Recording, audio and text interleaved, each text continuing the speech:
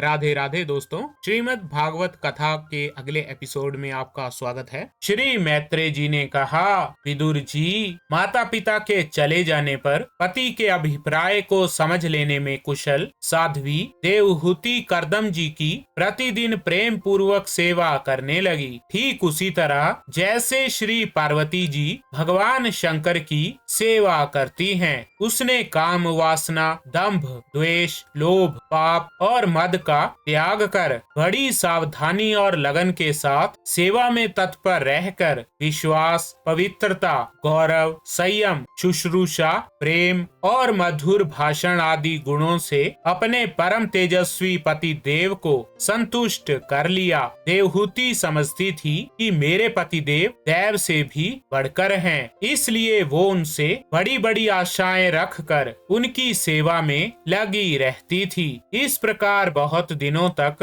अपना अनुवर्तन करने वाली उस मनु पुत्री को व्रत आदि का पालन करने से दुर्बल हुई देख देवर्षि श्रेष्ठ कर्दम को दयावश कुछ खेद हुआ और उन्होंने उससे प्रेम गदगद वाणी में कहा, कर्दम जी बोले, मनु नंदिनी, तुमने मेरा बड़ा आदर किया है। मैं तुम्हारी उत्तम सेवा और परम भक्ति से बहुत संतुष्ट हूँ। सभी देहधारियों को अपना शरीर बहुत प्रिय एवं आदर की वस्तु होता है, किंतु तुमने मेरी सेवा के आगे उसके क्षीण होने की भी कोई परवाह नहीं की। अतः अपने धर्म का पालन करते रहने से मुझे तप, समाधि, उपासना और योग के द्वारा जो भय और शोक से रहित भगवत प्रसाद स्वरूप विभूतियां प्राप्त हुई हैं, उन पर मेरी सेवा के प्रभाव से अब तुम्हारा भी अधिकार हो गया है। मैं तुम्हें दिव्य दृष्टि प्रदान करता हूँ, उसके द्वारा तुम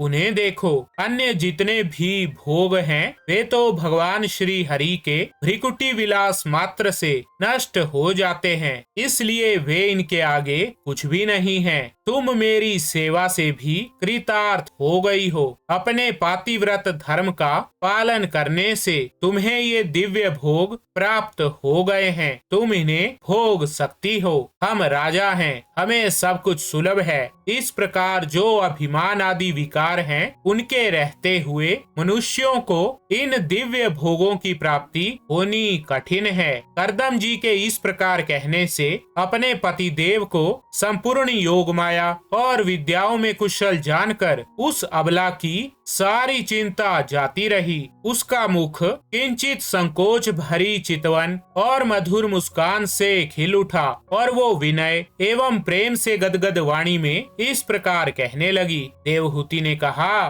द्विज श्रेष्ठ स्वामिन, मैं ये जानती हूँ कि कभी निष्फल ना होने वाली योग शक्ति और त्रिगुणात्मिका माया पर अधिकार रखने वाले आपको ये सब ऐश्वर्य प्राप्त हैं, किंतु प्रभो, आपने विवाह के समय जो प्रतिज्ञा की थी कि गर्भाधान होने तक मैं तुम्हारे साथ गृहस्थ सुख का उपभोग करूंगा, उसकी अब पूर्ति होनी चाहिए, क्योंकि श्रेष्ठ पति के द्वारा संतान प्राप्त होना पतिव्रता स्त्री के लिए महान लाभ है। हम दोनों के लिए शास्त्र के अनुसार जो कर्तव्य हो उसका आप उपदेश कीजिए और उबटन, गंध, भोजन आदि उपयोगी सामग्रियां भी जुटा दीजिए। स्वामिन, इस कार्य के लिए एक उपयुक्त भवन तैयार हो जाए, इसका भी विचार कीजिए। तो ठीक है दोस्तों, श्रीमद् भागवत कथा के इस एपिसोड में बस इतना ही। राधे राधे।